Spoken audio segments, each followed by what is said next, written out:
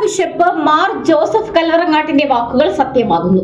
Narcotic ജിഹാദ് നടക്കുന്നതായി യുവാവിന്റെ വെളിപ്പെടുത്തൽ. കല്ലറങ്ങാട്ട് പിതാവിനെ വളഞ്ഞിട്ടാക്രമിച്ചവർ മാപ്പ് പറയണമെന്ന് കത്തോലിക്ക കോൺഗ്രസ് ഗ്ലോബൽ സമിതി.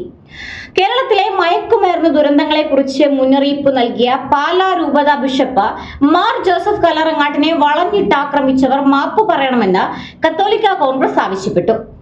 കേരളത്തിൽ മയക്കുമരുന്ന് ദുരന്തങ്ങൾ നിരന്തരമായി ഉണ്ടാകുമ്പോൾ അതിനെതിരെ മുന്നറിയിപ്പ് നൽകിയ പാലാ രൂപത ബിഷപ്പ് മാർ ജോസഫ് കല്ലറങ്ങാട്ടിനെ വർഗീയവാദിയാക്കാൻ ശ്രമിച്ച രാഷ്ട്രീയക്കാർ ഉൾപ്പെടെയുള്ളവർ പിതാവിനോട് മാപ്പ് പറയണമെന്നും കത്തോലിക്ക കോൺഗ്രസ് ഗ്ലോബൽ സമിതി ആവശ്യപ്പെട്ടു. കഴിഞ്ഞ ദിവസം MDMA ഉൾപ്പെടെയുള്ള സിന്തറ്റിക് ലഹരികൾ ഉപയോഗിച്ചിരുന്ന യുവാവ് അതിൽ നിന്നെല്ലാം മുക്തി നേടി ചില വെളിപ്പെടുത്തലുകൾ മാധ്യമങ്ങളോട് നടത്തിയിരുന്നു. അതിൽ ലഹരി സംഘങ്ങൾ പ്രണയം നടിച്ച് പെൺകുട്ടികളെ ലഹരിക്കെണിയിൽ വീഴ്ത്തും. പിന്നീട് MDMA ഉൾപ്പെടെ രാസലഹരികൾ ജ്യൂസിൽ കലർത്തി നൽകും.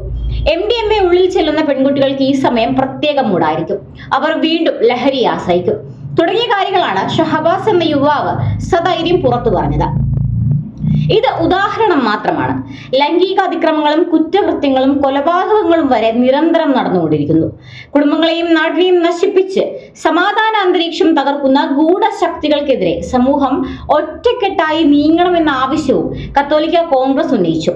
പ്രണയക്കെണികളിൽപ്പെടുത്തിയുള്ള ലവ് ജിഹാദിന്റെയും നർക്കോട്ടിക് ജിഹാദിന്റെയും ദുരന്തങ്ങൾ തന്റെ അജഗണങ്ങൾക്ക് മുന്നറിയിപ്പ് നൽകിയത് 100% ശരിയായിരുന്നുവെന്ന് ഓരോ ദിവസവും തെളിയിക്കപ്പെട്ടുകൊണ്ടിരിക്കുകയാണ്. ശക്തമായ പ്രവാചക ധീരതയാണ് മാർ കല്ലറങ്ങാട്ട് അന്ന് പ്രഘോഷിച്ചത്.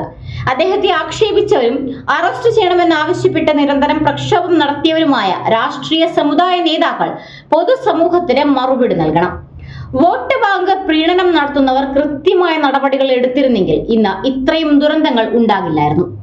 വിദ്യാർത്ഥികളെയും യുവജനങ്ങളെയും ചതിക്കുഴിയിൽപ്പെടുത്തി ലഹരി വിൽപ്പനയ്ക്ക് ഉപയോഗിക്കുന്നവർക്ക് പിന്നിൽ വൻ മാഫിയകളാണുള്ളത്. ഇവർക്ക് രാഷ്ട്രീയമായ സഹായം കിട്ടുന്നു എന്നതാണ് ഈ മയക്കുമരുന്ന് കച്ചവട വ്യാപനത്തിനുള്ള പ്രധാന കാരണം. പ്രീണന നയങ്ങൾക്കപ്പുറം തെറ്റിനെ തെറ്റായും ശരിയെ ശരിയായും അംഗീകരിക്കുന്ന സമീപനമാണ് പൊതുപ്രവർത്തകരിൽ നിന്ന് ഉണ്ടാകേണ്ടതെന്നും കത്തോലിക്ക കോൺഗ്രസ് ആവശ്യപ്പെട്ടു. ഇത് കത്തോലിക്ക കോൺഗ്രസിന്റെ മാത്രം ആവശ്യമല്ല, കേരളത്തിലെ ഓരോ മാതാപിതാക്കളുടെയും ആവശ്യമാണ്. പുറത്തുപോയി തിരികെ വരുന്ന മക്കളുടെ കയ്യിൽ ചുറ്റികയാണോ അതോ മറ്റു മാരകായുധങ്ങളാണോ ഉള്ളതെന്ന ആശങ്കയിലാണ് മാതാപിതാക്കൾ. അതുകൊണ്ട് സർക്കാരും പൊതുസമൂഹവും ഒറ്റക്കെട്ടായി കൈകോർത്ത് ഈ മാരക വിപത്തിനെ ഉന്മൂലനം ചെയ്തില്ലെങ്കിൽ കേരളം നേരിടാൻ പോകുന്നത് സമാനതകളില്ലാത്ത ദുരന്തങ്ങളായിരിക്കും.